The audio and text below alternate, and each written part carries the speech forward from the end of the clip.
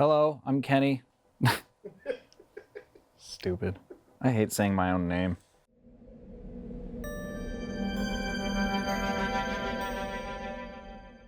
Hello, I'm back here at Stray Angel without a beard, this time to talk about the 3 current options from the Canon cinema line.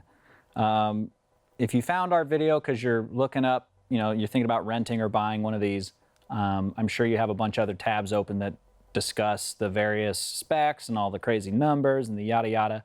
I tend to not care about those except for like when they matter.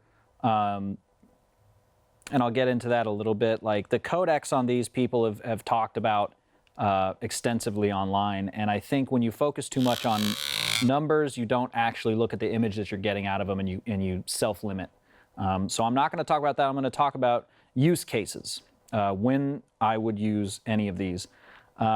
Before we get into that, I will say that I've owned the C100 Mark II here for 3 years and used it extensively. Love this little guy. I'll be doing a video about this shortly. The C200 here is brand new from Canon. I was sent one to review, so that will be up on provideocoalition.com here shortly. And so that'll have a lot more specific information and examples of what I've shot with that. And the C300 Mark II here is an absolute industry standard workhorse. You've seen a ton of stuff that this is used to shoot. Stuff on like Vice, almost any documentary, anything for broadcast pretty much. There you go.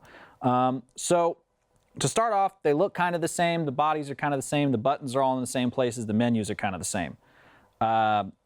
Shared features that are kind of important that people like, dual pixel autofocus. This one is center weighted, so it only evaluates the one in the middle. This has face detect and selectable, so you can point and say, I want it to focus on that. This is just the little selectable one, newer camera.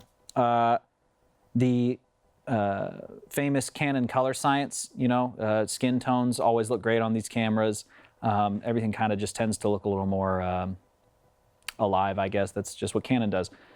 This is actually a C500 sensor that downreses to 1080 in the camera, so that's pretty awesome. This is actually the C700 sensor to come to find out. And I haven't found anything to tell me otherwise, so I'm going to say that's its own sensor, the C300 Mark II, but feel free to correct me. The internet loves to do that. They all are EF mount. You can find EF lenses everywhere.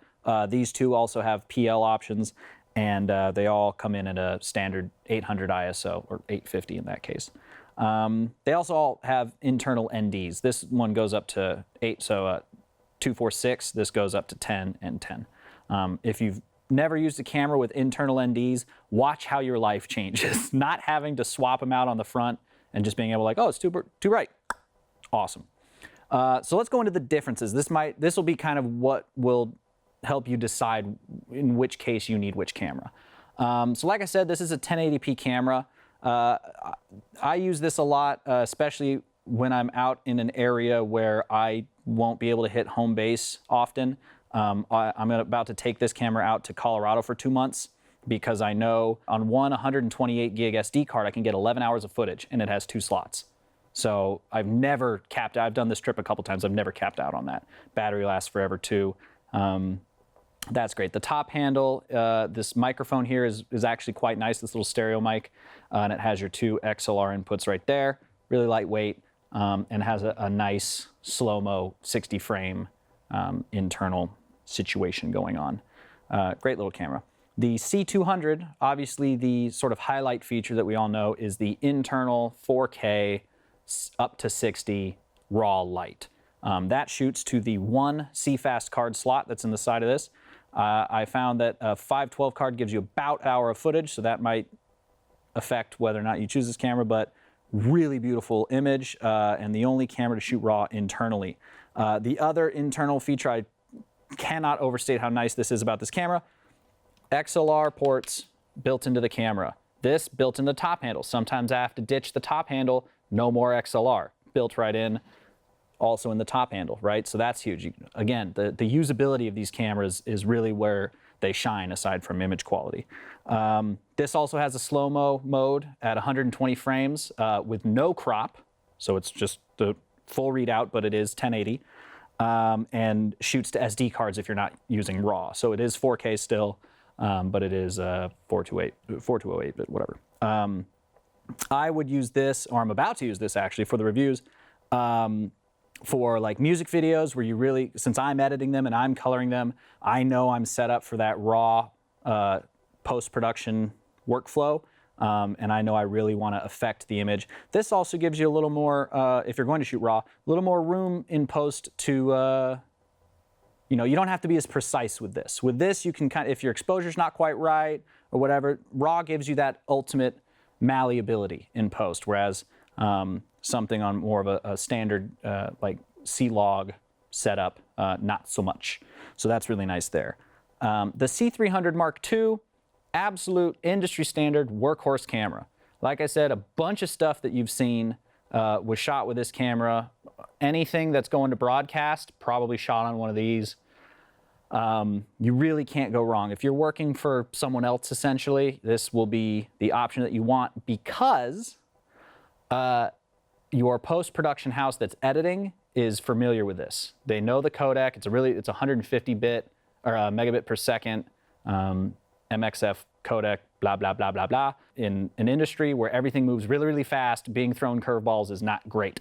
So if you're doing your own stuff, these two cameras are probably where you're going to be at.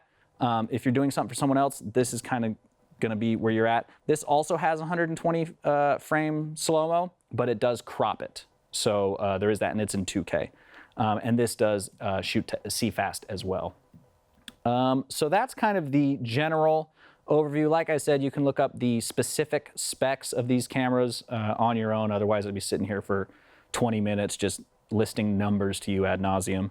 But ultimately, the thing that I think of when I think these Canon cinema cameras is the color science looks great, doesn't take a lot of grading at all, and the just ultimate usability of them. You just pick it up, battery, lens, recording media, you're off to the races. I have never seen one of these things break in the field. Like I said, I'm in Colorado. Crazy temperature shifts, snow. I filmed a like 30-foot bonfire going between like 0 degrees and bonfire, raining ashes all over me. No problem. Everything was fine. So they're really awesome cameras, and can't recommend them enough. I'll have more information about them in specificity later, but for now, I think that'll do it. Ask me or anyone at Stray Angel if you have any questions, and I'm actually getting a phone call. I'm going to take this, so I'll see you in a bit. Yo, James.